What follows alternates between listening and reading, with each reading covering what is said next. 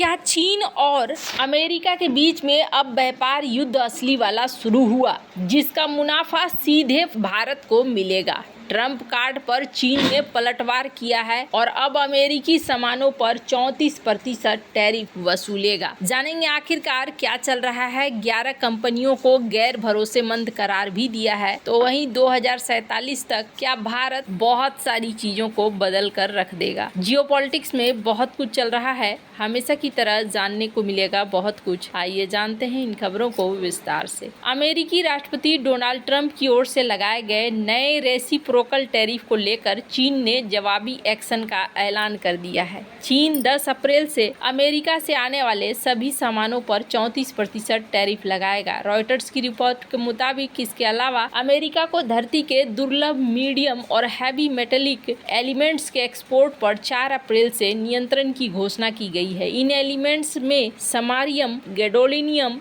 Terbium, डेस्प्रोसियम, lutetium, scandium और yttrium शामिल है। ये सेमीकंडक्टर, इलेक्ट्रिक व्हीकल और मिलिट्री इक्विपमेंट्स बनाने के लिए जरूरी एलिमेंट्स हैं। बता दें, अमेरिका ने चीन पर 34% का नया रेसिप्रोकल टैरिफ लगाया है। इससे पहले इसी साल 20% के अन्य टैरिफ भी चीन पर लगाए जा चुके हैं। इसके कारण अमेरिका की ओर से चीन पर नए टैरिफ का आंकड़ा 54% हो गया है। एक अन्य रिपोर्ट के मुताबिक चीन के वाणिज्य मंत्रालय ने कहा है कि वह 16 अमेरिकी एंटिटीज को अपनी एक्सपोर्ट कंट्रोल लिस्ट में शामिल कर रहा है। इससे चीन के बाजारों और टेक्नोलॉजीज तक उसकी पहुंच और सीमित हो जाएगी। चीन के नेशनल टीवी ब्रॉडकास्टर सीसीटीवी के मुताबिक 11 अमेरिकी कंपनियों को चीन के अनरिलायबल एंटिटी लिस्ट में रखा गया है, यानी इन्हें गैर भरोसेमंद करार दिया गया है। और अब चाइना अपने हिसाब से चीज़ों को हैंडल करना शुरू कर रहा है।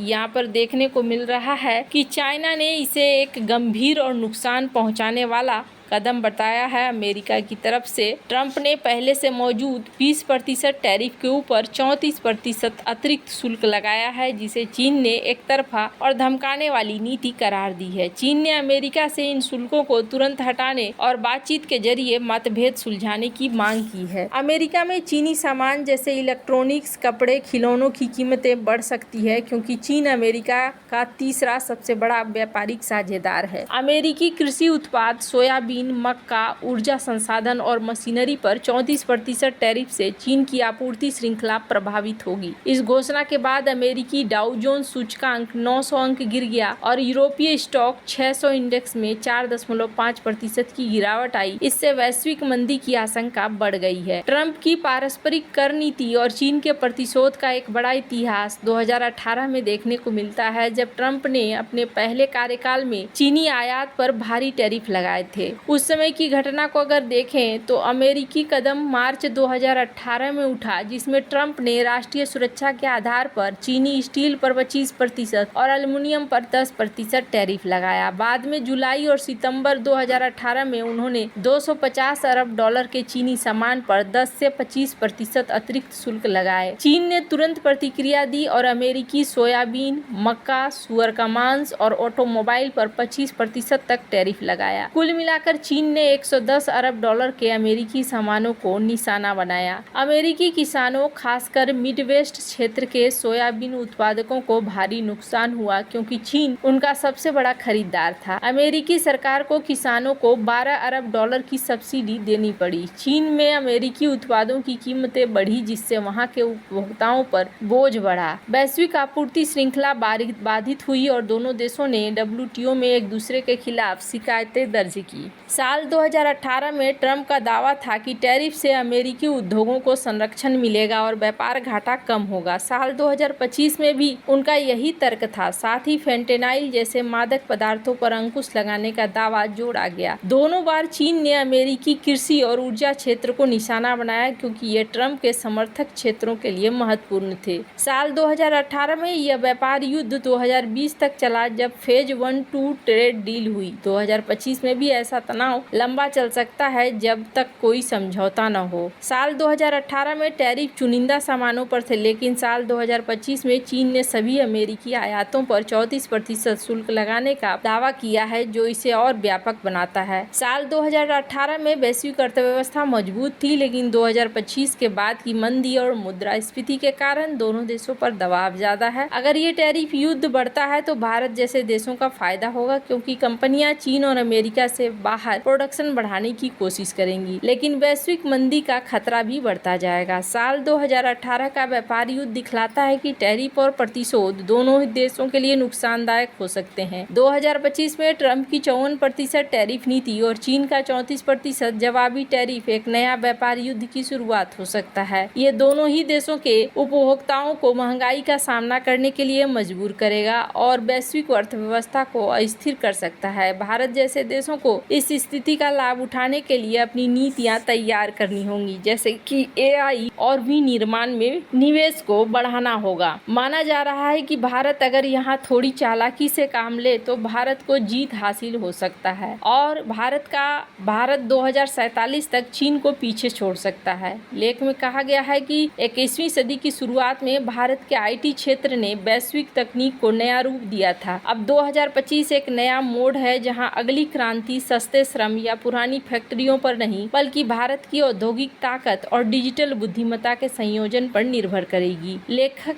कहा जा रहा है कि अगर भारत AI को अपनी अर्थव्यवस्था का आधार बना दे तो वो साल 2047 तक, जब भारत की अपनी आज़ादी के 100वें साल पूरा करेगा, चीन की अर्थव्यवस्था को पार कर सकता है। AI आज के युग का सबसे बड़ा गेम चेंजर है। यह न केवल प्रोडक्शन बढ़ा सकता है, बल्कि स्वास्थ्य, शिक्षा और विनिर्माण जैसे क्षेत्रों में क्रांति ला सकता है। भारत के पास पहले से ही एक मजबूत डिजिटल ढांचा है, जैसे कि UPI, जिसके 863 मिलियन इंटरनेट यूजर्स और तेजी से बढ़ती डिजिटल अर्थव्यवस्था। चीन से पिछले कुछ दशकों में अपनी अर्थव्यवस्था को विनिर्माण और निर्यात के दम पर बढ़ाया है, लेकिन अब उसकी वृद्धि धीमी हो रही है। भारत के पास मौका है कि वो AI के जरिए बनी नई राह बनाए। लेख में ये भी कहा जा रहा है कि AI में निवेश, हार्डवेयर जैसे बहुभाषी मॉडल विकसित करने की जरूरत है। 1991 के आर्थिक सुधारों का उदाहरण लिया जाए तो जो भारत के लिए एक ऐतिहासिक मोड़ था, उस समय भारत एक बड़े आर्थिक संकट में था। विदेशी मुद्रा भंडार इतना कम हो गया था कि देश कुछ हफ्तों के आयात के लिए भी भुगतान नहीं कर सकता था। तब प्रधानमंत्री नरसिम्हा राव और वित्त मंत्री मनमोहन सिंह ने लाइसेंस राज को खत्म किया और निजीकरण को बढ़ावा दिया और विदेशी निवेश के लिए दरवाजे खोले। 1990 में भारत की GDP वृद्धि दर मात्र 5.5% थी और अर्थव्यवस्था बंद थी। गरीबी 45% तो ऊपर थी। सुधार के बाद दशकों तक